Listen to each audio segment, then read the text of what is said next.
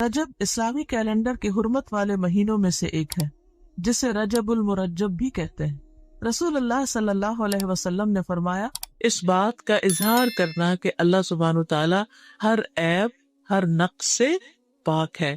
دوسرے لفظوں میں یہ اس کی تعریف ہے، یعنی اللہ تعالیٰ کی تعریف بیان کی جائے۔ اور پھر یہ بھی یاد رکھیے کہ یہ تسبیح جو ہے یہ صرف دل میں نہ ہو بلکہ زبان کے ساتھ بھی ہو، اور صرف اتنا ہی نہ ہو کہ انسان کے ہاں میرے دل میں تو اللہ سبحانہ تعالیٰ کی پاکی کا خیال آتا ہے اور اللہ پاک ہے، نہیں، بلکہ اس کے ساتھ ساتھ انسان رب کا نام لے کر اس کی تسبیح کرے، سبحان اللہ کہے۔ اللہ تعالیٰ کا جو ذاتی نام ہے وہ کیا ہے؟ اللہ، اللہ سبحانہ تعالیٰ۔ اسی لیے سورۃ الواقعہ میں آتا ہے فَسَبِّحْ بِاسْمِ رَبِّكَ الْعَظِيمِ، آپ تسبیح بیان کیجیے اپنے رب عظیم کے نام کے ساتھ، یعنی سبحان اللہ کہیے یا سبحان الملک القدوس، یعنی اللہ تعالیٰ کا کوئی اور نام بھی لے کر اس کے ساتھ سبحانہ کا لفظ کیا جا سکتا ہے، کیونکہ انسان جب اپنی زبان سے اللہ سبحانہ تعالیٰ کا نام لیتا ہے تو پھر اس وقت جو اس کی کیفیت ہوتی ہے وہ کچھ اور ہی ہوتی ہے، یعنی زبان کا بھی ایک رزق ہے اور زبان کی بھی ایک خوشی ہے، اور وہ ہے اللہ کے ذکر میں۔ ویسے تو زمین و آسمان کی ہر چیز اللہ تعالیٰ کا ذکر کر رہی ہے۔ قرآن مجید میں سورۃ الاسراء میں آتا ہے تسبح لہ السماوات السبع والارض ومن فیہن، ساتوں آسمان اور زمین اللہ کی تسبیح کرتے ہیں، یعنی آپ جب دیکھیں آسمان کو تو سوچیں یہ اللہ کی تسبیح کرتا ہے، درختوں کو دیکھیں، پہاڑوں کو دیکھیں، نیچر کو دیکھیں، پھولوں کو دیکھیں، پتوں کو دیکھیں، کسی بھی چیز کو تو سوچا کریں یہ میرے رب کی تسبیح کر رہے ہیں۔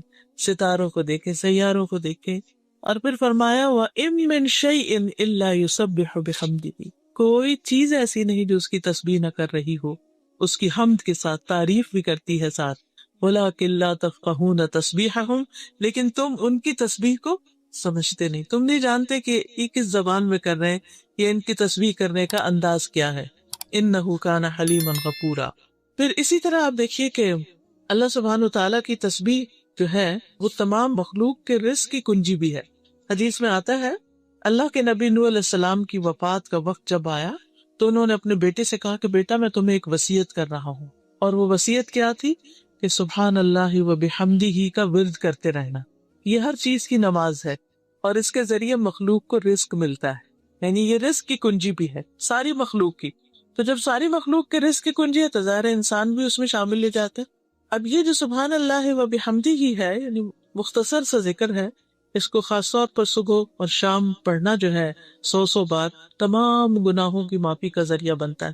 اور سورۃ النور میں آتا ہے کہ کل قد علم صلاتہ و تسبیحہ، ہر مخلوق جو ہے اس کو اپنی نماز اور تسبیح کا علم ہے کہ اسے نماز کیسے ادا کرنی ہے اور تسبیح کیسے کرنی ہے، تو یہ ان کی تسبیح ہے سبحان اللہ و بحمدہ۔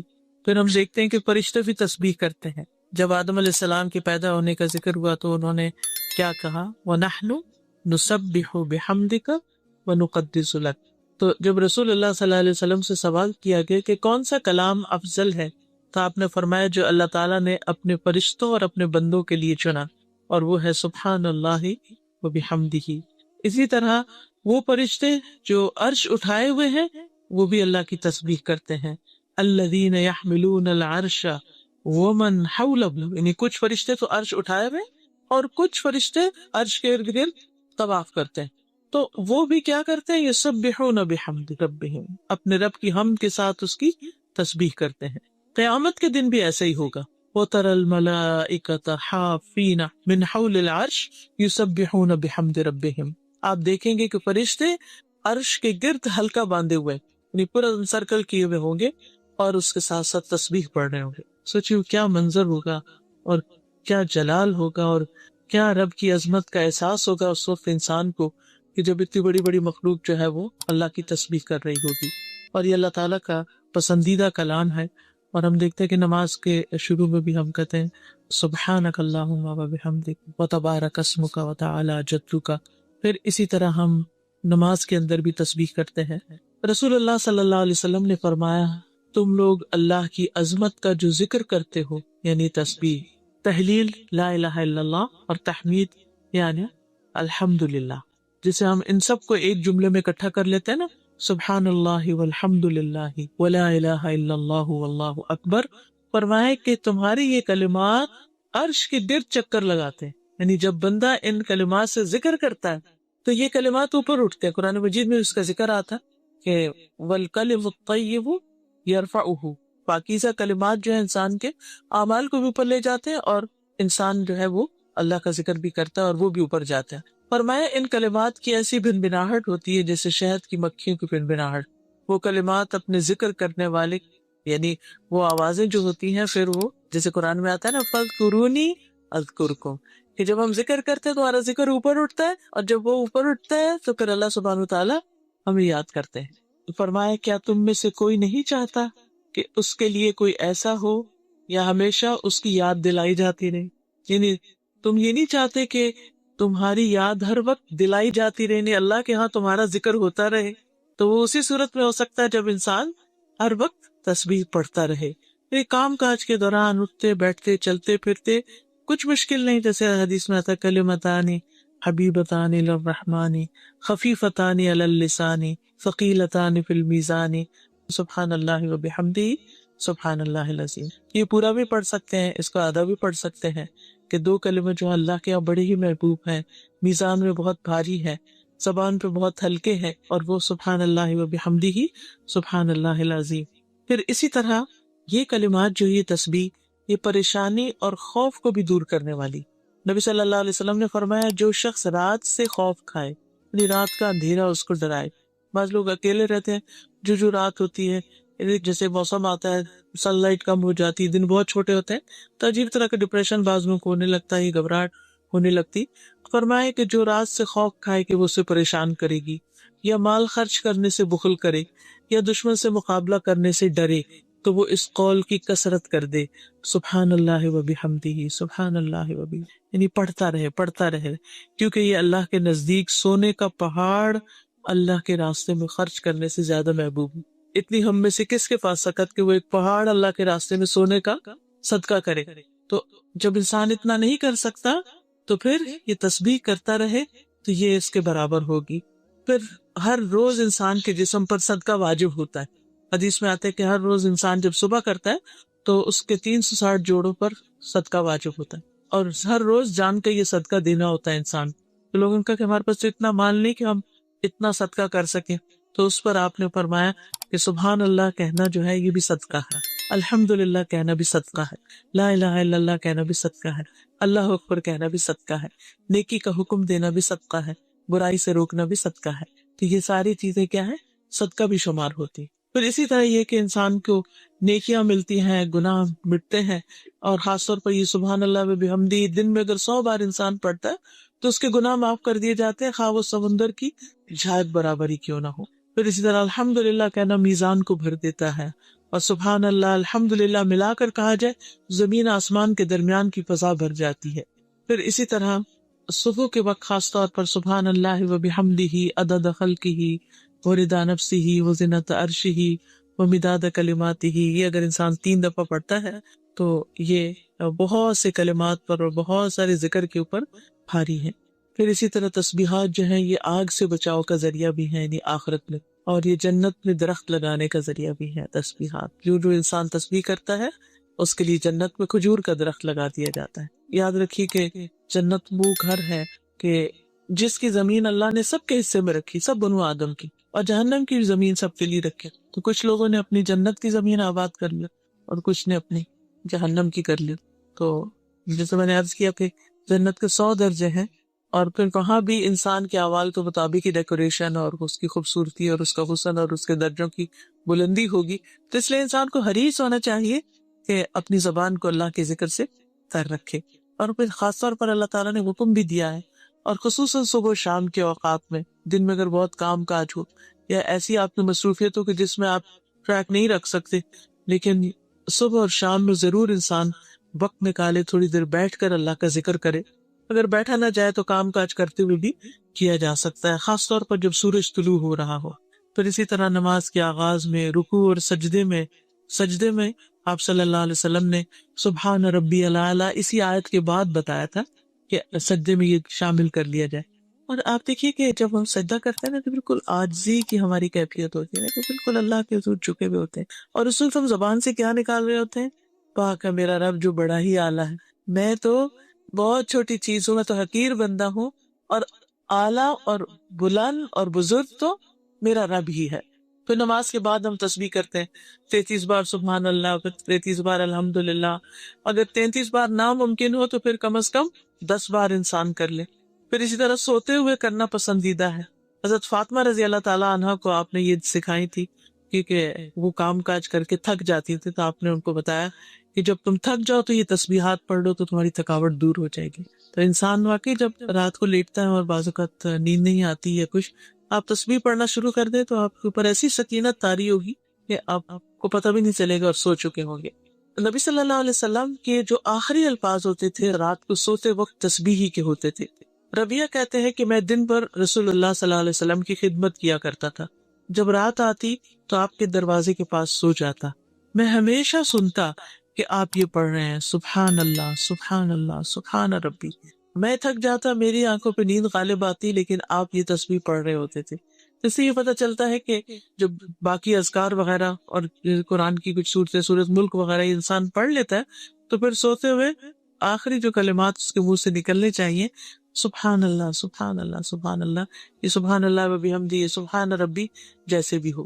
اسی طرح رسول اللہ صلی اللہ علیہ وسلم جب قرآن پڑھتے تھے تو جب کوئی خوف والی جہنم والی آیت آتی تو اللہ کی پناہ مانگتے، رحمت والی آیت آتی تو اللہ کی رحمت مانگتے، اور جب ایسی آیت سے گزرتے جس میں اللہ کی تسبیح بیان کی گئی تو آپ بھی سبحان اللہ کہتے۔ خاص طور پر آپ دیکھیں مسبحات جو ہے آخری پاروں میں جو صورتیں ہیں جس میں سبح للہ ما فی السماوات و ما فی الارض ریپیٹیڈلی آتا ہے، تو جب آپ پڑھیں تو رک کے آپ بھی اس وقت تسبیح کریں سبحان ربی الاعلیٰ یا سبحان اللہ۔ اسی طرح بجلی کی کڑک سن کر، اور ویسے بغیر موقع کے بھی انسان اس کو پڑھ سکتا ہے، کیونکہ انسان کی رنج غم دکھ پریشانیاں رزق کی تنگی ان سب چیزوں کا ایک طرح سے علاج ہے۔ تو فرمایا سبح اسم ربک الاعلیٰ، کون ہے تمہارا رب؟ الذی خلق فسوی، جس نے پیدا کیا اور پھر درست بنایا، یعنی انسان کو اس طرح اس کو ہموار بنایا کہ اگر یہ اوپر کی سکن نہ ہوتی اور یہ پیڈنگ نہ ہوتی ہماری تو پھر ہر انسان کے لیے دوسرے کو چپتی ہی رہتی، اور انسان کے لیے دیکھنے میں بھی تکلیف دہ ہوتا اور ساتھ رہنے کے اعتبار سے، یعنی ہم جو لائف کو اتنا انجوائے کر رہے ہیں یہ اس وجہ سے کہ اللہ سبحانہ وتعالیٰ نے ہمیں بالکل پرفیکٹ درست بنایا اور بہت سموتھ بنایا۔ والذی قدر فہدی، وہ جس نے اندازہ ٹھہرایا، تقدیر مقرر کی، پھر ہدایت بخشی۔ والذی اخرج المرعی، جس نے چارہ اگایا، یعنی صرف انسان کے لیے نہیں بلکہ ساری مخلوقات کے لیے رزق پیدا کیا۔ تو نبی صلی اللہ علیہ وسلم کو خطاب ہے سنقرئک فلا تنسیٰ۔ ہوتا یہ تھا کہ آپ صلی اللہ علیہ وسلم پر جو وحی نازل ہوتی تو آپ کو یاد رکھنی ہوتی تھی، تو آپ کو فکر ہو جاتی تھی کہ پتہ نہیں مجھے یاد رہے گی یا نہیں، تو وہ سننے کے ساتھ ساتھ پڑھنے لگتے تھے۔ تو اللہ تعالیٰ نے فرمایا کہ نہیں، جب ہم پڑھ رہے ہو یعنی فرشتہ آپ کو سنا رہا ہو تو اس وقت آپ خاموشی اختیار کر کے صرف سننے پر فوکس کریں۔ اسی لیے جب کبھی آپ کو امام کے ساتھ نماز پڑھنے کی کسی مسجد وغیرہ میں کبھی تراویح یا کہیں موقع ملے تو خاموشی سے پیچھے سے قرات سننی چاہیے، کیونکہ ہوتا یہ جیسے بہت سے لوگوں کو سورۃ یاسین یاد ہوتی ہے، یہ سورۃ الملک، تو جو ہی امام تراویح پڑھتے پڑھتے وہ سورت میں آتا ہے سارے لوگ پیچھے پڑھنا شروع کر دیتے، تو اس سے امام کی نماز میں خلل ہو سکتا ہے۔ تو چاہے ہمیں آتا ہو یا نہ آتا ہو، جب امام قرات کر رہا ہو تو ہمارا فرض ہے کہ ہم اس قرات کو سنیں۔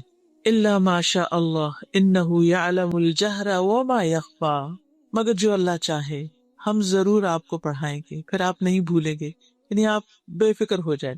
اللہ سبحانہ وتعالیٰ نے جو ذمہ داری آپ پر ڈالی ہے لوگوں تک یہ کلام پہنچانے کی، تو پھر وہی آپ کی حفاظت کرے گا اور آپ کو یہ سکھا دے گا۔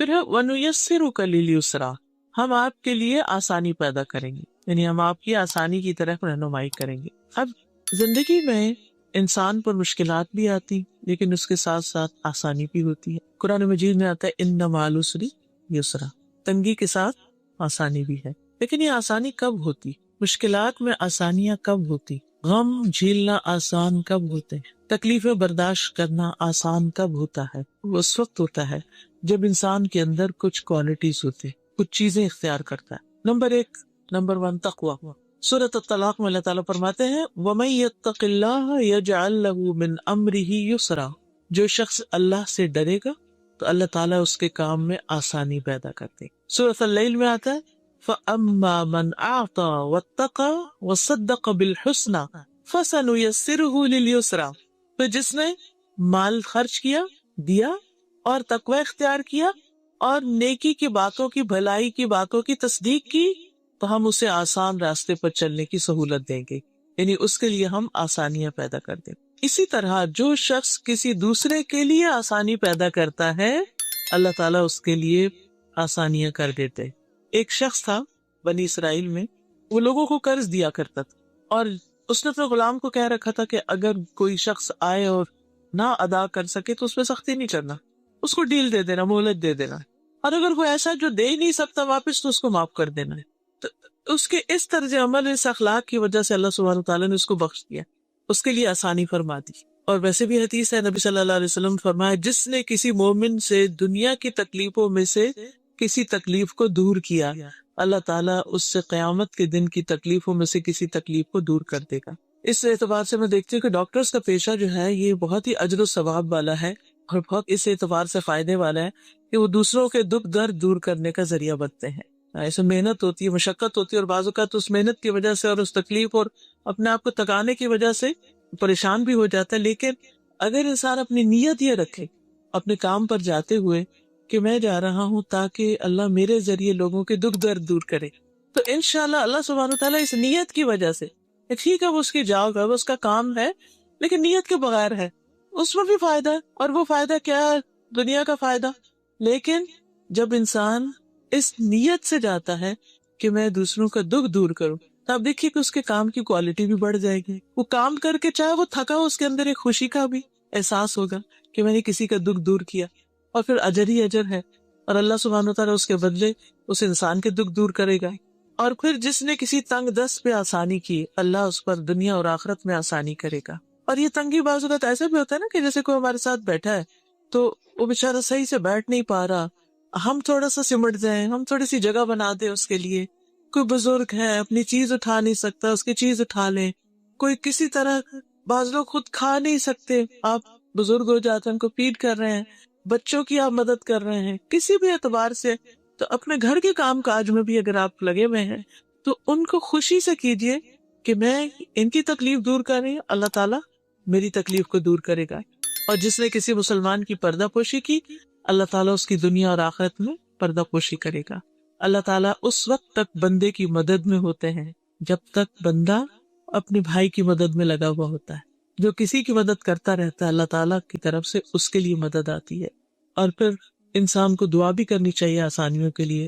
جیسے موسیٰ علیہ السلام پر جب نبوت کا بار ڈالا گیا تو انہوں نے کیا کہا؟ قال رب اشرح لی صدری ویسر لی امری، اللہ میرا سینہ کھول دے اور میرا کام آسان کر دے. اور یہ سینہ کھولنے کا مطلب صرف یہ نہیں ہوتا کہ ہمارا حافظہ اچھا ہو جائے، اس کا مطلب یہ ہوتا ہے کہ ہمارا دل بڑا ہو جائے. یعنی یہ جو دل کی گھٹن اور تنگی اور بخل، یہ چیزیں ختم ہو جائیں.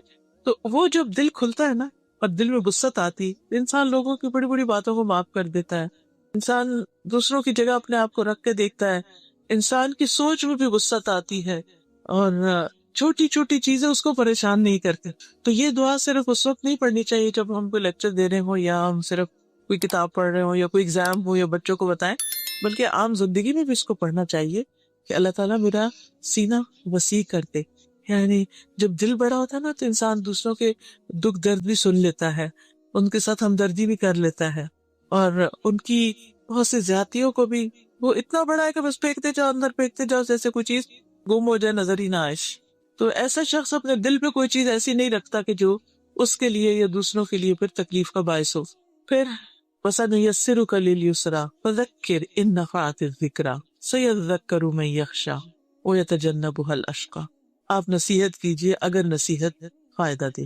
نبی صلی اللہ علیہ وسلم کو خطاب ہے کہ اگر لوگ سننا چاہیں، قبول کریں تو آپ ان کو بتائیے.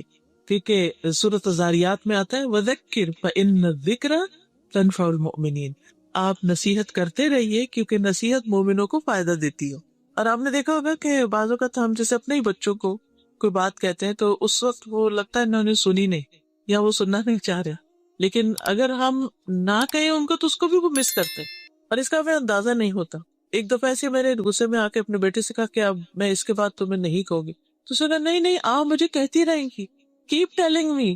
تو اس سے مجھے احساس ہوا کہ ہاں ہمیں فیڈ اپ نہیں ہونا چاہیے، چاہے لینے والا بہت ریسپٹیو نہ بھی ہو یا توجہ نہ کرے، ہم ہوں کر کے لگے جیسے سنا کچھ نہیں. تو ہم نے دیکھو کہ ہم سب کے ساتھ بھی ایسا ہے نا کہ جب ہم چھوٹے تھے تو ہمارے ماں باپ ہمیں کئی باتیں کہتے تھے جو ہمیں سمجھ نہیں آتی تھی، اور اس وقت تو ان کا فائدہ نہیں ہوا یا ہم نے اٹھایا نہیں ان باتوں سے. لیکن بڑے ہو کے پھر ہمیں یاد فلاں موقع پر مجھے یہ نصیحت کی گئی تھی، فلاں موقع پر یہ بات کہی گئی تھی. تو زندگی میں کہیں نہ کہیں کسی نہ کسی موقع پر فائدہ دیتی ہے.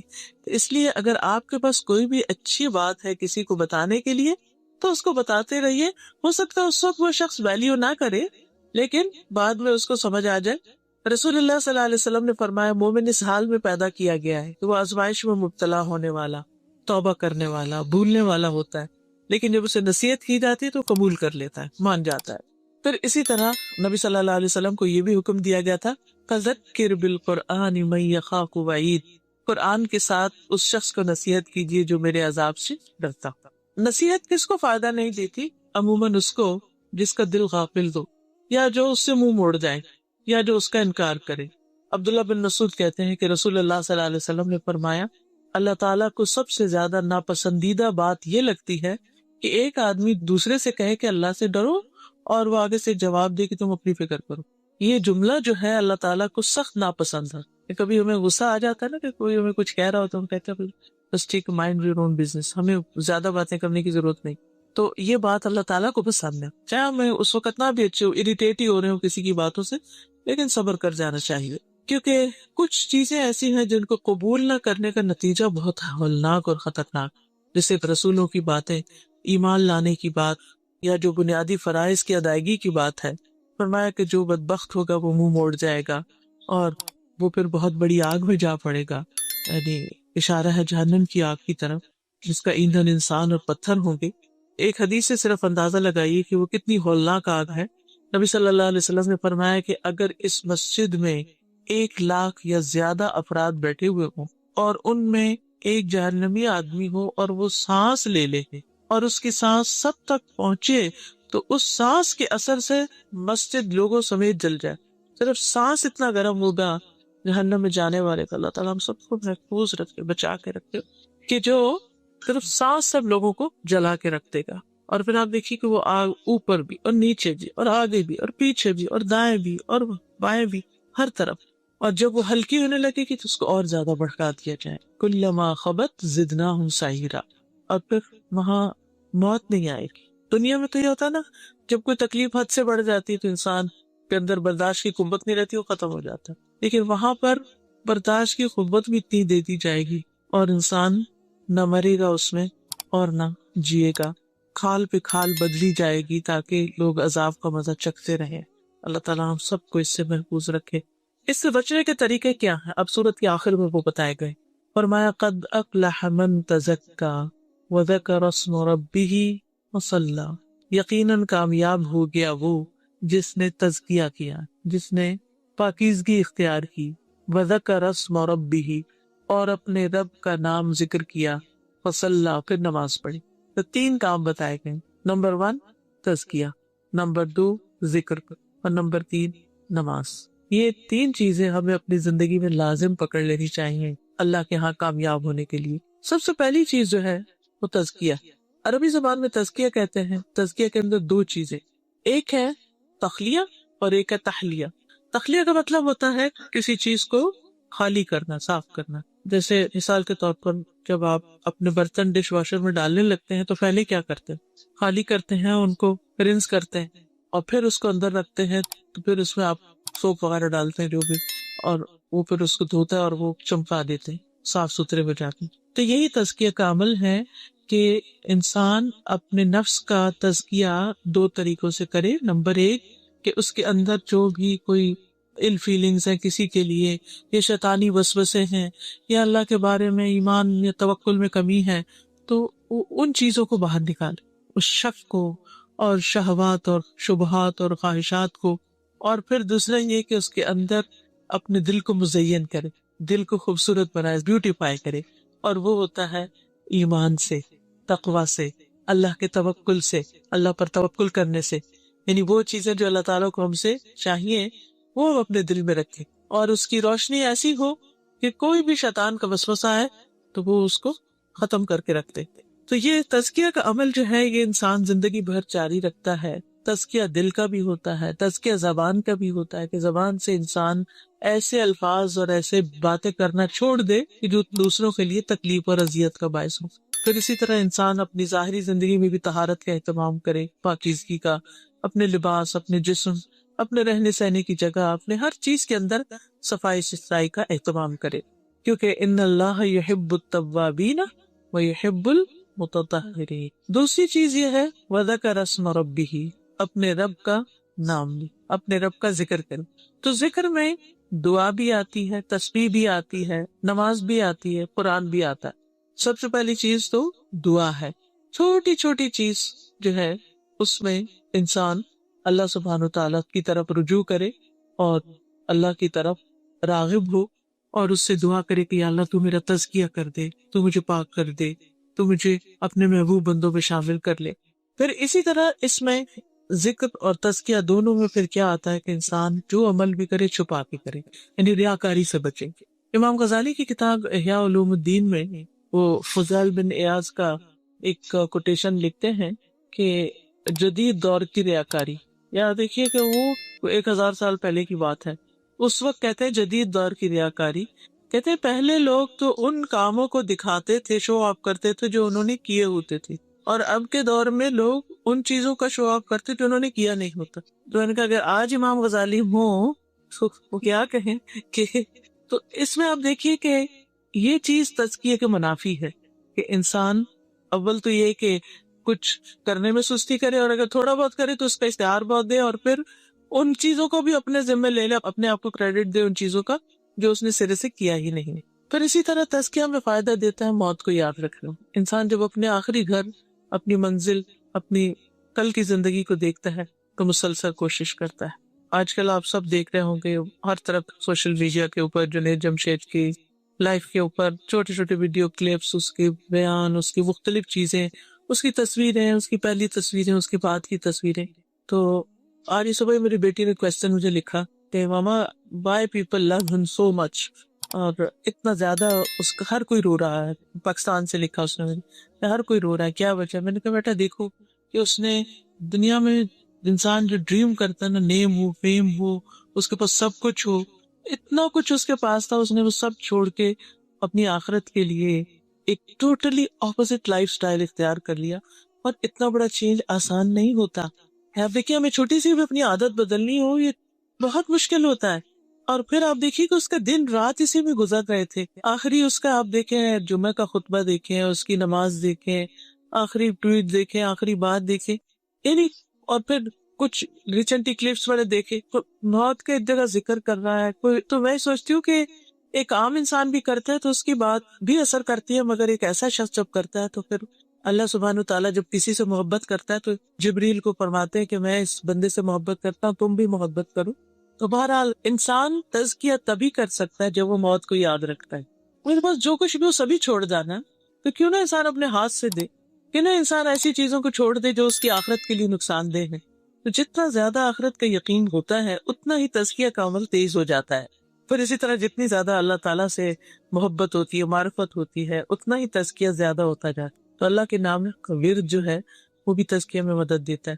پھر اچھے دوستوں کی صحبت، اچھی کمپنی جس میں انسان نہ غیبت کرے نہ کرے. ایک اور چیز اس کے بارے میں جنید جمشید کے بارے میں آپ نے سنی ہوگی کہ اتنے اچھے اخلاق کا تھا کہ کبھی کسی محفل میں بیٹھ کے کسی کی غیبت وغیرہ نہیں کرتا تھا، نہ کسی کی برائی، نہ کچھ، نہ بلا وجہ کسی کو کریٹیسائز کرنا. ہم دیکھو بہت سے بعض اوقات ریلیجس اسکالرز بھی اس میں آ جاتے ہیں کہ کبھی کسی کو تنقید شروع کر دی، کبھی کسی پہ، لیکن ہمیشہ ہر ایک کی تعریف اور ہر ایک کے بارے میں اچھے. میں کہتی ہوں انسان کا کیا جاتا ہے اگر وہ کسی پہ تنقید کرنے کی بجائے اس کی تعریف شروع کر دی. اور جب آپ ایسا شروع کر دیتے تو آپ کا اپنا ہی دل خوش ہو جاتا ہے، کیونکہ آپ کو پھر خوبیاں نظر آنا شروع ہو جاتی ہیں. تو اچھے دوستوں کی کمپنی، اچھے لوگوں کے ساتھ اٹھنا بیٹھنا کہ جو لوگوں کی غیبت نہ کریں، برائی نہ کریں، ان پہ تنقید نہ کریں، یہ انسان کے ایمان کو بھی بڑھاتا ہے اور انسان کا تزکیہ بھی کرتا ہے۔ پھر اسی طرح انسان اپنے دوست کے دین پر ہوتا ہے، انسان اپنے دوست کے دین پر ہوتا ہے، تو ہر شخص کو یہ دیکھنا چاہیے کہ اس کی دوستی کن لوگوں سے ہے، وہ اس کو کس طرف لے کر جا رہے ہیں۔ اور نیک صالح ساتھی جو ہے اس کی مثال کستوری والے کی طرح ہے جو مسک بیچتا ہے، اگر وہ تمہیں نہ بھی دے تو اس کی خوشبو تو تمہیں ضروری ملے گی۔ پھر اسی طرح قرآن سے گہرا تعلق، یہ بھی انسان کا تزکیہ کرتا ہے، کیونکہ قرآن انسان کے لیے شفا بھی ہے اور اس کے لیے پاکیزگی کا ذریعہ بھی ہے۔ پھر شعور کے ساتھ نماز پڑھنا، نمازوں میں اللہ کو یاد کرنا، اللہ کا ذکر کرنا، اور ذکر اسم ربہ فصلی، تو دعا، تسبیح، نماز، قرآن کی تلاوت، یہ سب کیا ہیں؟ ذکر ہی کی قسم ہے، اور یہ سب تزکیہ میں مدد دیتے ہیں۔ فصلی، پھر خاص طور پر نماز، کیونکہ نماز جو ہے وہ انسان کے گناہوں کو معاف کرنے کا ذریعہ ہے، انسان کے اللہ سے ملاقات ہے۔ بیسیکلی نماز میں انسان اللہ سبحانہ تعالیٰ کے سامنے ہوتا ہے۔ حدیث میں آتا ہے کہ جب بندہ نماز کے لیے کھڑا ہوتا ہے تو وہ اللہ کے چہرے کی طرف ہوتا ہے، یعنی، اور اگر یہ انسان کو احساس ہو جائے نا نماز میں کہ میں اللہ کے سامنے کھڑا ہوں، تو اس کی کیفیت ہی بدل جائے گی، اس کا احساس ہی بدل جائے گا۔ بہت سے لوگ پوچھتے ہیں نماز میں کیسے خوشبو لائیں، بس یہ سوچنے کی ضرورت ہے کہ ہم کھڑے کس کے آگے، بات کس سے کر رہے ہیں اور مناجات کس سے کر رہے ہیں۔ بل تؤثرون الحیات الدنیا والآخرۃ خیر وابقی، بلکہ تم دنیا کی زندگی کو ترجیح دیتے ہو، یعنی یہ تین کام کرنا چھوڑ کر صرف دنیا کے ہو جاتے ہو۔ والآخرۃ خیر وابقی، حالانکہ آخرت بہتر ہے اور باقی رہنے والی ہے۔ جو قرآن مجید میں آتا ہے نا، انما هذه الحیات الدنیا متاع وان الاخرۃ ہی دار القرار، یہ دنیا کی زندگی تو معمولی فائدے کے سوا کچھ نہیں، اور یقیناً آخرت وہی رہنے کا گھر ہے، زندگی وہاں شروع ہوگی اور وہ ہمیشہ ہمیشہ کی زندگی ہے۔ اور آخرت کے مقابلے میں دنیا تو ایسے ہی جیسے نبی صلی اللہ علیہ وسلم نے پانی میں انگلی ڈال کے فرمایا کہ جتنا اس انگلی کو پانی لگا بس یہ دنیا ہے، اور باقی تو سب کچھ آخرت ہی۔ فما متاع الحیات الدنیا فی الآخرۃ الا قلیل، یہ دنیا کا سامان آخرت میں بہت چھوٹا ہو جائے گا، کچھ بھی نہیں۔ اور پھر آپ صلی اللہ علیہ وسلم نے فرمایا جس نے دنیا طلب کی اس نے اپنے آخرت کو نقصان پہنچایا، نہیں، اس میں اعتدال ہونا چاہیے۔ انسان اگر سارے وقت صرف دنیا دنیا کی طرف جاتا رہے تو پھر وہ آخرت میں جو چیزیں فائدہ دینے والی ہیں ان میں کمی کر دیتا ہے، ذکر میں کمی ہو جاتی ہے، نیک مجلسوں میں بیٹھنے میں کمی ہو جاتی ہے، نماز میں جلدی جلدی انسان بغیر خشوع کے نماز پڑھنا شروع کر دیتا ہے، اور جس نے آخرت چاہی اس نے اپنی دنیا کا نقصان کیا، یعنی پھر دنیا کے کچھ کام میں چاہے وہ اپنا وقت ہو یا مال ہو یا کچھ بھی، اس میں وہ ضرور اس اعتبار سے کمی کرتا ہے۔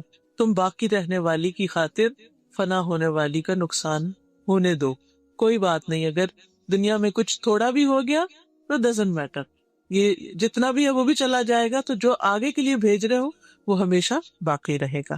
تو پوری صورت کا خلاصہ جو ہے وہ یہ ہے کہ سب سے پہلے ہمیں اللہ کی تسبیحات کثرت سے کرنی چاہیے، کیونکہ سبح اسم ربک الاعلی، اٹھتے بیٹھتے سبحان اللہ وبحمدہ سبحان اللہ العظیم۔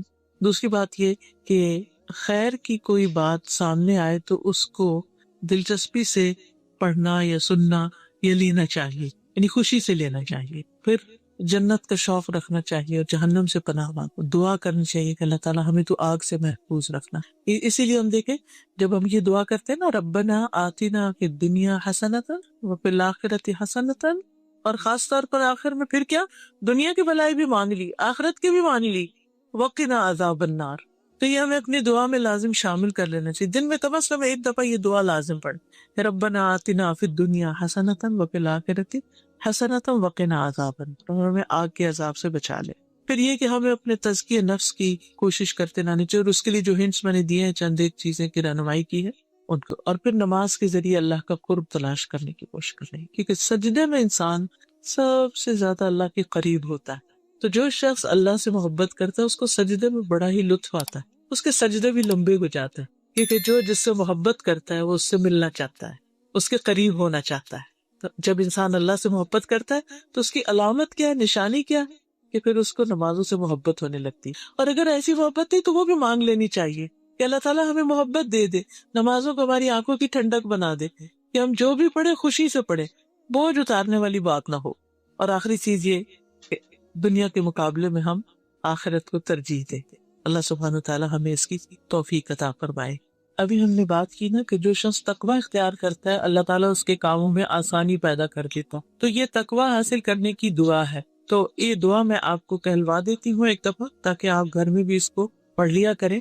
تو دعا کا فائدہ یہ ہوتا ہے کہ انسان جن چیزوں کو اپنی زندگی میں مشکل پاتا ہے وہ آسان ہونے لگتی. اللہم البسنا ریڈ آف ٹو می تاکہ آپ کو اگر کوئی لفظ پڑھنے میں مشکل ہو تو آسانی ہو جائے. اللہم البسنا لباس التقوی. اللہم البسنا لباس التقوی وألزمنا کلمۃ التقوی واجعلنا من أولی النہى وأمتنا حين ترضى وأدخلنا جنة المأوى واجعلنا ممن بر واتقى وصدق بالحسنى ونهى النفس عن الهوى وجعلنا ممن تيسره لليسرى وتجنبه العسرى وجعلنا ممن يتذكر فتنفعه الذكرى اللهم اجعل سعينا مشكورا وذنبنا مغفورا ولقنا نضرة وسرورا واكسنا سندسا وحريرا واجعل لنا أسابر من ذهب ولؤلؤا وحريرا.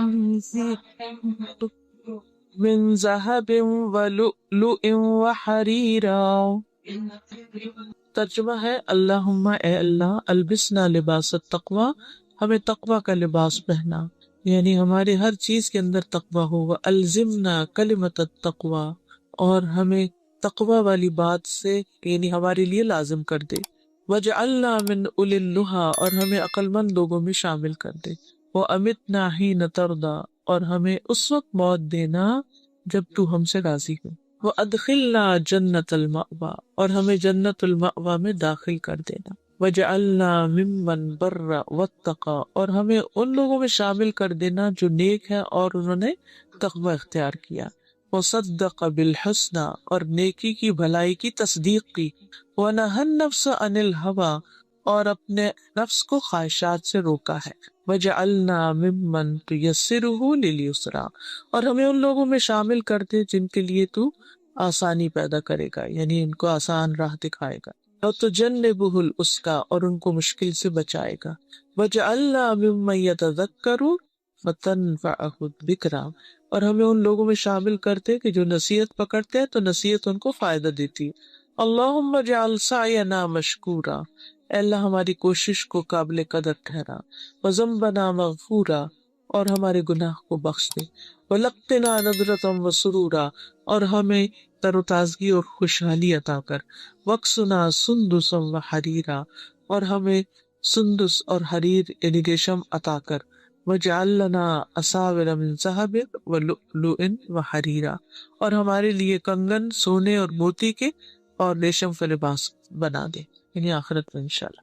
اور اس سے پیچھے ہے اللہم انی اسألک الہدی والتقی والعفاف والغنی. اللہ میں تجھے قبال کرتی ہوں ہدایت کا، تقوی کا، پاکیزگی اور بے نیازی کا. اللہم آتی نفسی تقواہا وزکھا انت خیر من زکاہا انت ولیہا ومولاہا.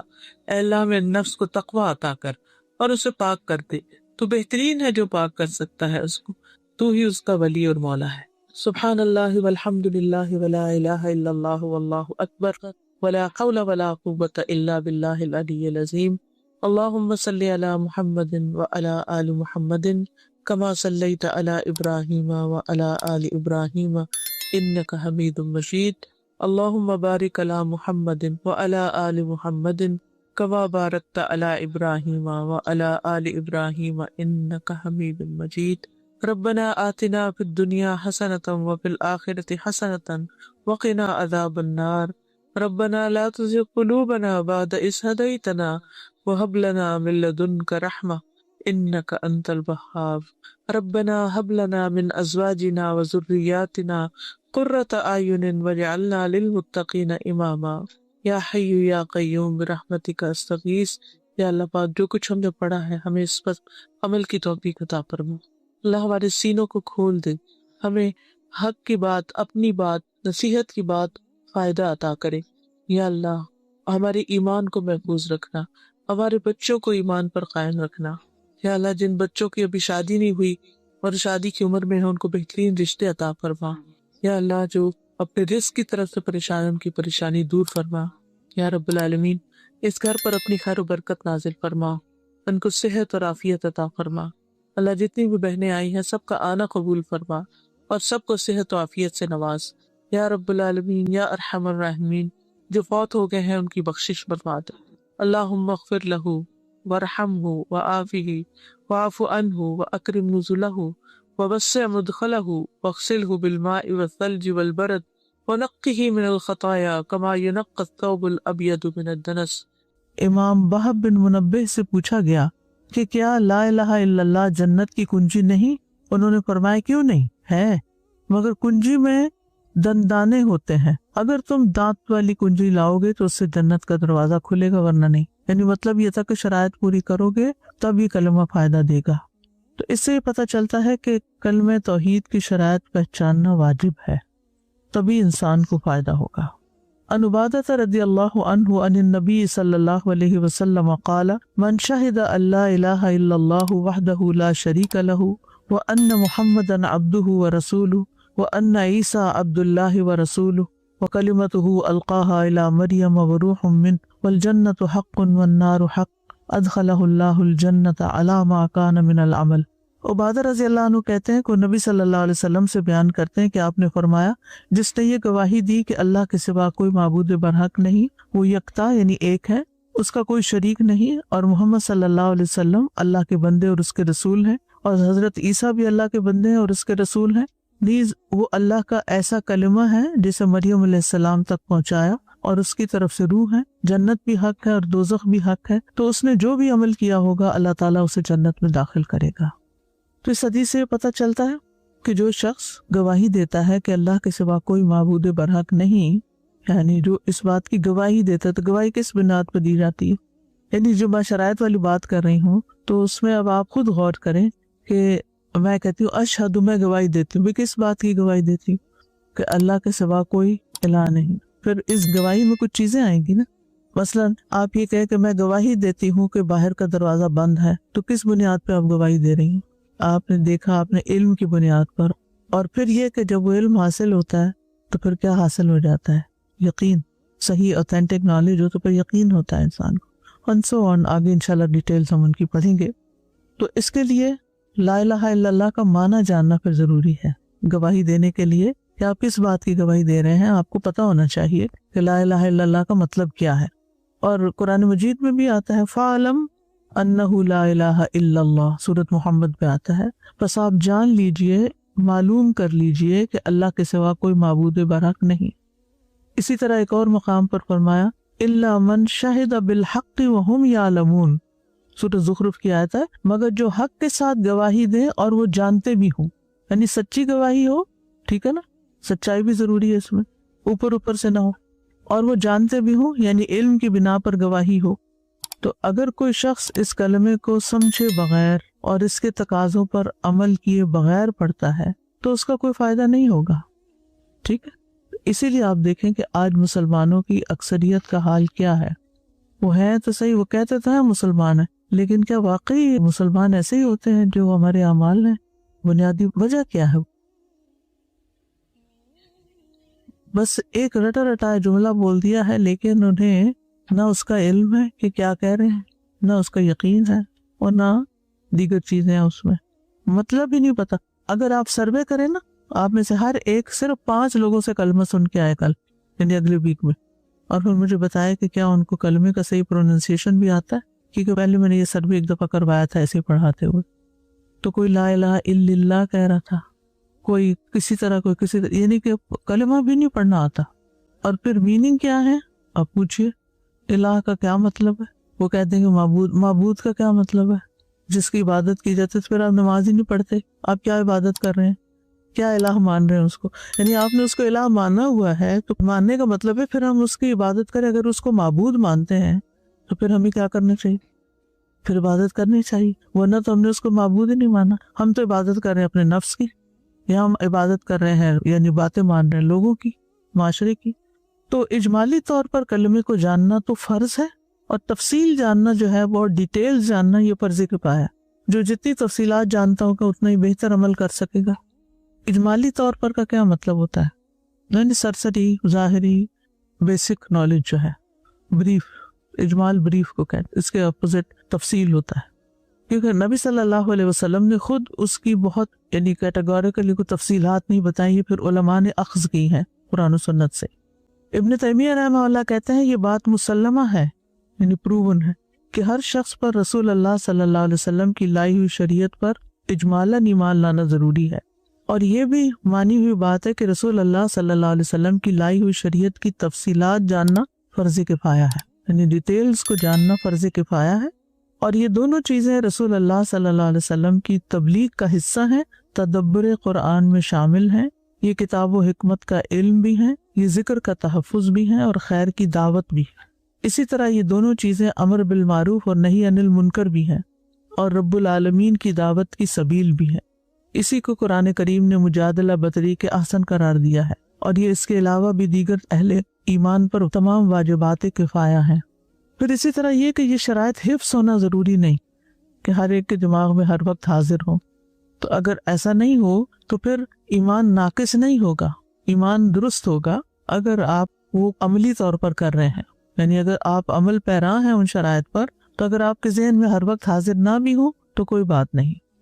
اور شرائط مکمل کرنے کا مطلب یہ نہیں کہ انسان محض لا الہ الا اللہ کہہ دے، بلکہ انسان ان کے تقاضوں پر عمل کرے اور کوئی ایسا کام نہ کرے جو توحید کے منافی ہو۔ اور شرائط جاننے کا مطلب یہ نہیں کہ ان کو رٹا لگا لیا جائے، ٹھیک ہے؟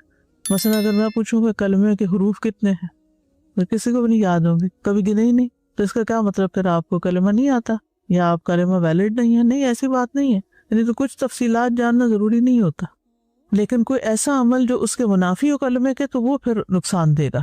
یعنی کلمہ توحید کو عملاً ثابت کرنا ہے، اپنی زندگی میں پروو کرنا ہے، اور تفصیلات کا اگر ہر وقت علم نہیں بھی اور ہر ایک کو علم نہیں بھی تو کوئی بات نہیں، لیکن اس کا یہ مطلب نہیں کہ کسی کو بھی معلوم نہ ہو، سبھی کی چھٹی ہو جائے، کہ ضروری نہیں تو خیر ہے، کوئی بات نہیں۔ فرض کفایہ کا کیا مطلب ہوتا ہے؟ چند لوگ بھی کر لیں تو باقیوں کا فرض ادا ہو جاتا ہے۔ تو آپ کیا چاہیں گے کہ صرف ایک عام مسلمان کی حیثیت سے زندگی بسر کریں، یا پھر ان لوگوں میں شامل ہو جائیں جو فرض کفایہ ادا کر رہے ہیں؟ اب مثلاً جنازہ پڑھنا کیا ہے؟ فرض کفایہ، سب کو پتہ نا۔ اعتکاف کیسی عبادت ہے؟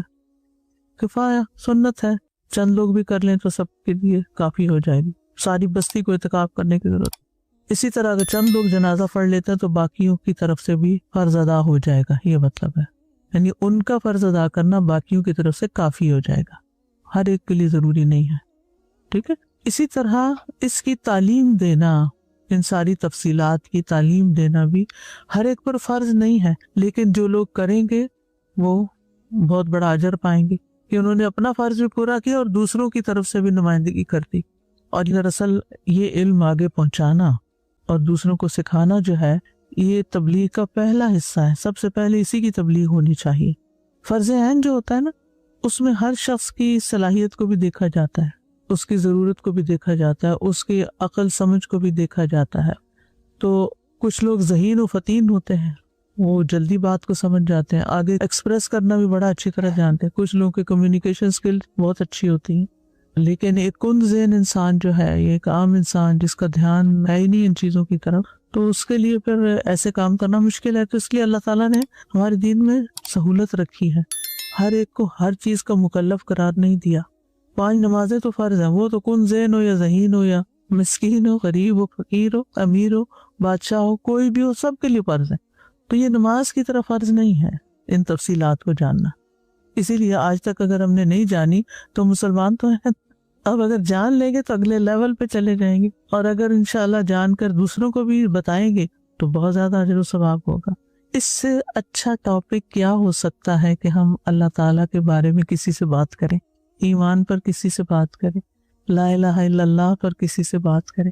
اگر اس کا پڑھنے والا جنت میں داخل ہو سکتا ہے تو جو اس کی دعوت دے، جو اس کو سکھائے، جو لوگوں کے ساتھ اس پر بات کرے، اس کا درجہ کیا ہوگا. تو یہ ہمارا شوق، ہمارا جذبہ، ہمارا پیشن ہونا چاہیے کہ ہم ان باتوں کو دوسروں تک پہنچائیں. اور اگر ساری دنیا تک نہیں بھی پہنچا سکتے تو ایٹ لیسٹ اپنے بچوں کو تو مسلمان چھوڑ کے جائیں اپنے پیچھے. اور وہ اسی صورت میں ہو سکتا ہے کہ جب وہ علم اور یقین کے ساتھ مسلمان ہوں. تو بہرحال کلمہ توحید کی 9 شرائط ہیں، جس میں سب سے پہلی علم ہے جو اگنورنس کو نگیٹ کرے، علم جو جہالت کے منافی ہو، جہالت کا اپوزٹ. اللہ تعالیٰ کا ارشاد ہے فَعْلَمْ أَنَّهُ لَا إِلَهَ إِلَّا اللَّهُ، پس آپ جان لیجئے کہ اللہ کے سوا کوئی معبود برحق نہیں. رسول اللہ صلی اللہ علیہ وسلم نے فرمایا من مات وهو يعلم أنه لا إله إلا الله دخل الجنہ، جو شخص اس حال میں فوت ہوا کہ وہ جانتا تھا کہ اللہ کے سوا کوئی معبود برحق نہیں تو وہ جنت میں داخل ہوگا. جو جانتا تھا، ٹھیک ہے نا. تو یہ جاننا ضروری ہے کہ اللہ ایک ہی ہے. کہہ دینا ٹھیک ہے، مان لیا آپ نے، کہہ دیا مان لیا، لیکن اس کا علم ہونا ضروری ہے. تو اس سے پتہ چلتا ہے کہ اس کلمے کی شہادت کے بعد اسے کن کن باتوں کی نفی کرنی ہوگی، کن باتوں کو تسلیم کرنا ہوگا. تو سب سے پہلی شرط یہ ہے کہ لا الہ الا اللہ کا ترجمہ آتا ہو، اس کا معنی معلوم ہو، اور یہ پتہ ہو کہ اس کلمے کو پڑھنے سے کن کن باتوں کو ماننا پڑے گا اور کن کن باتوں کا انکار کرنا پڑے گا. نبی صلی اللہ علیہ وسلم کو حکم دیا گیا فَعْلَمْ أَنَّهُ لَا إِلَهَ إِلَّا اللَّهُ، آپ جان لیجئے، علم حاصل کیجئے کہ اللہ کے سوا کوئی الہ نہیں. تو اس سے یہ پتہ چلتا ہے کہ کفر سے نکل آنے اور ایمان میں داخل ہو کر درجات بلند کرنے کے لیے علم اور اللہ کی معرفت پہلی شرط ہے. ٹھیک، اسلام میں داخل ہونے کے لیے اور پھر درجات بلند کرنے کے لیے. کیوں؟ والذین اوتوا العلم درجات، جس کا علم جتنا ہوگا اس کا درجہ اتنا ہی بلند ہوگا. ہم دنیا میں بہت سی چیزیں سیکھتے ہیں. اگر ہمیں کوئی اچھی جاب کی آفر ہو رہی ہے اور اس کے لیے شرط ہو کہ فلاں سرٹیفکیشن چاہیے، تو ہم کیا کریں گے؟ فیس پے کریں گے، تکلیف اٹھائیں گے، وقت نکالیں گے، نیندیں قربان کریں گے، کیونکہ شرط ہے اس مقام تک پہنچنے کے لیے یہ علم. یعنی اتنا علم ہوگا تو آپ یہ کام کر سکتے ہیں اور آپ کی سیلری اتنی ہوگی پھر. اور اگر آپ کا علم اس سے زیادہ فلاں ایک اور سرٹیفکیٹ بھی ہو جائے تو آپ کا گریڈ اس سے بھی ہائر ہو جائے گا. تو بالکل اسی طرح جب آپ دین کا علم حاصل کرتے ہیں، قرآن کا علم حاصل کرتے ہیں، اور جتنی ڈیپتھ میں جاتے ہیں اور جتنے اچھے طریقے سے، کیونکہ اس کی بھی کئی قسمیں ہیں نا، تجوید کا علم ہے، اس میں معنی کا علم ہے، الفاظ کے اندر وضاحتوں کا، پھر گرامر اس کی، پھر یعنی بہت ساری چیزیں، اس کا تدبر. تو جس لیول پر آپ ہوں گے پھر اس کا حفظ بھی. تو اب اگر آپ اس کے سٹیپس بنا لیں 1 2 3 4 5، تو کوئی پہلے ہی سٹیپ پر ہے کہ اس کو عربی پڑھنی نہیں آ رہی، وہ اس سے نکل گیا، تو ترجمہ نہیں آ رہا تو ترجمے سے نکل گیا، تو معنی نہیں پتا، یعنی اصل مراد کیا ہے آیات کی، اور پھر سو آن. تو جو جتنا علم حاصل کرتا جائے گا اس کے درجات اتنے ہی بلند ہوتے جائیں گے. اور یہ درجات پھر نیچے کبھی نہیں ہوتے. دنیا میں تو کیا ہوتا ہے کہ کبھی آپ بہت اونچے جاتے ہیں، پھر آپ ریٹائر ہو جاتے ہیں، یا وہ اپرچونٹی چلی جاتی ہے تو ایک دم سب کچھ ختم ہو جاتا ہے. لیکن یہ جو آپ دین کا علم حاصل کرتے ہیں اور پھر اس میں آگے جاتے ہیں اور ترقی کرتے ہیں اور اپنے آپ کو پختہ کرتے ہیں اور آگے بڑھاتے جاتے ہیں اور مسلسل سیکھتے جاتے ہیں اور محنت کرتے جاتے ہیں، تو جتنے آپ کے موت تک درجے بلند ہو چکے وہ سیل کر دیے جائیں گے، وہ پھر نیچے نہیں آئیں گے، آپ اسی درجے پر آپ ہوں گے. تو اس لیے ہم میں سے ہر ایک کو اس بات کا شوق رکھنا چاہیے. یہ نہیں سوچنا چاہیے کون سا فرض ہے مجھ پر، فرض کفایہ ہی تو ہے، وہ الوداع میں ہے نا کچھ لوگ جو یہ کام کر رہے ہیں تو بس وہ کر لیں، وہ میں کیوں نہ ہوں. تو درجات کی بلندی کے لیے بھی اس کا علم ضروری ہے. ابن عباس رضی اللہ عنہ سے مروی ہے، ایک دن وہ رسول اللہ صلی اللہ علیہ وسلم کے پیچھے سوار تھے. رسول اللہ صلی اللہ علیہ وسلم نے ان سے فرمایا، اے لڑکے، بے شک میں تجھے چند کلمات سکھا رہا ہوں، اللہ کے احکام کی حفاظت کرو اللہ تمہاری حفاظت کرے گا. اللہ کے احکام کی حفاظت کرو، اللہ تمہاری حفاظت کرے گا. اللہ کے احکام کی حفاظت کرو، تم اسے اپنے سامنے پاؤ گے. جب مانگو اللہ سے مانگو، جب مدد چاہو اللہ سے چاہو. اور جان لو کہ اگر ساری دنیا مل کر بھی تمہیں نفع دینا چاہے تو نفع نہیں دے سکتی سوائے اس کے جو اللہ نے تمہارے لیے لکھ دیا ہے. اور اگر وہ سارے مل کر تمہیں نقصان پہنچانا چاہیں تو تمہیں نقصان نہیں دے سکتے سوائے اس کے جو اللہ نے تمہارے لیے لکھ دیا ہے. قلم اٹھا لیے گئے اور صحیفے خشک ہو گئے. اب اس حدیث سے کیا پتہ چلتا ہے؟ نبی صلی اللہ علیہ وسلم نے کیا فرمایا؟ جان لو، جان لو، تمہیں یہ بات پتہ ہونا چاہیے. اور یہ کلمے کا تقاضا ہے. لا الہ الا اللہ کا معنی جاننا ہے یہ کہ وہی سپریم پاور ہے، سب کچھ اسی کے ہاتھ میں ہے. جتنا جتنا ہم یہ جانتے جاتے ہیں اتنا ہمارا توکل بڑھتا ہے، یقین بڑھتا ہے، ایمان بڑھتا ہے، محبت بڑھتی ہے اللہ تعالیٰ سے، اس کی خشیت زیادہ ہوتی. اسی لیے فرمایا انما یخشی اللہ من عبادہ العلماء، کہ اللہ سے اس کے علم والے بندے ہی ڈرتے ہیں. تو جتنی اللہ تعالیٰ کی پہچان زیادہ ہوگی، معرفت زیادہ ہوگی، اتنے ہی درجات بلند ہوں گے. نبی اکرم صلی اللہ علیہ وسلم نے فرمایا ایک آدمی گناہ کرتا ہے، پھر کہتا ہے اے اللہ میرے لیے میرا گناہ معاف کر دے. اللہ تبارک و تعالیٰ فرماتا ہے کہ میرے بندے نے گناہ کا کام کیا ہے اور اسے علم ہے کہ اس کا کوئی رب بھی ہے جو گناہوں کو معاف کرتا ہے اور ان پر مواخذہ فرماتا ہے. میں نے اپنے بندے کو معاف کر دیا، اس کو علم ہے. تو یہ علم کی فضیلت ہے. یہاں کس کے بارے میں یہ علم؟ اللہ کے بارے میں. اس شرط کے بارے میں شیخ عبد الرحمن بن حسن کہتے ہیں کہ اہل سنت والجماعت کے علماء نے لا الہ الا اللہ کے معنی، اس کے منافی امور، منافی ہوتا ہے اس سے جو نگیٹ کرتا ہے، اور اس کو ثابت کرنے والے امور کا ذکر کیا ہے جن کا جاننا اللہ نے ضروری قرار دیا ہے. گواہی دیتے ہوئے اس بات کا علم ہونا چاہیے کہ کس چیز کی گواہی دی جا رہی ہے. ٹھیک ہے، یعنی جو شخص لا الہ الا اللہ کہہ رہا ہے اس پہ لازم ہو کہ وہ جانے کہ اس کا مطلب کیا ہے لا الہ الا اللہ کا. پھر صرف ایمان لانا کافی نہیں بلکہ اس کے ساتھ ساتھ طاغوت کا انکار کرنا بھی لازم ہے. پھر اسی طرح اللہ تعالیٰ کا فرمان ہے ھذا بلاغ للناس ولینذروا بہ ولیعلموا انما هو الہ واحد ولیذکر اولو الالباب. سورۃ ابراہیم کی آیت ہے. یہ قرآن تمام لوگوں کے لیے پیغام ہے اور تاکہ وہ اس کے ذریعے خبردار کیے جائیں اور تاکہ وہ جان لے کہ بے شک وہ ایک ہی الہ برحق ہے اور تاکہ عقل والے نصیحت پکڑیں. یعنی لوگوں کو تبلیغ کس بات کی کرنی ہے، انذار کس بات کا کرنا ہے؟ تاکہ جان لے وَلِيَعْلَمُوا أَنَّمَا هُوَ إِلَٰهٌ وَاحِدٌ. یعنی اس کے بغیر دین کی تعلیم تبلیغ کا حق ادا ہی نہیں ہو سکتا جب تک ہم لوگوں کو توحید کی دعوت نہیں دیتے، ان کا عقیدہ درست نہیں کرتے، کیونکہ اعمال کی قبولیت کا انحصار ہی اس پر ہے. واضح؟ تو گویا صرف پڑھنا کافی نہیں، جاننا ضروری ہے. وَلِيَعْلَمُوا أَنَّمَا هُوَ إِلَٰهٌ وَاحِدٌ، وحدانیت کا علم حاصل کرنا ضروری ہے.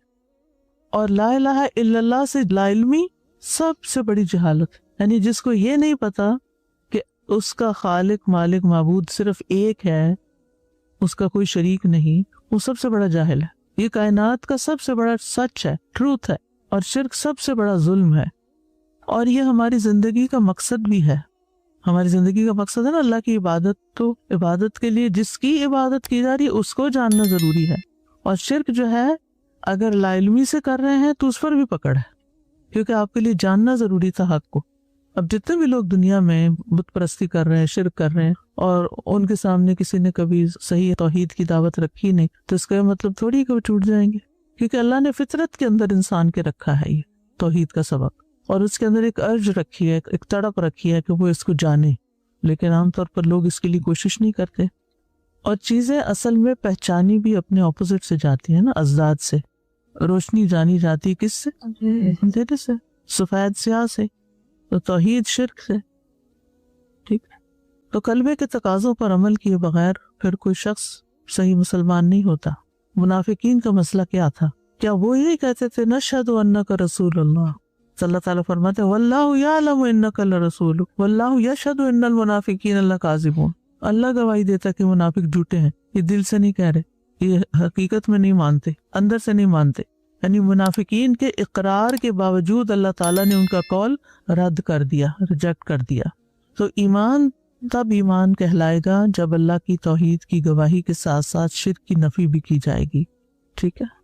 تو توحید کو جاننا، سمجھنا اپنے اوپر لازم کرنا یہ ضروری ہے. تو یہ پہلی شرط ہو گئی. کیا؟ توحید کے بارے میں علم حاصل کر. ورنہ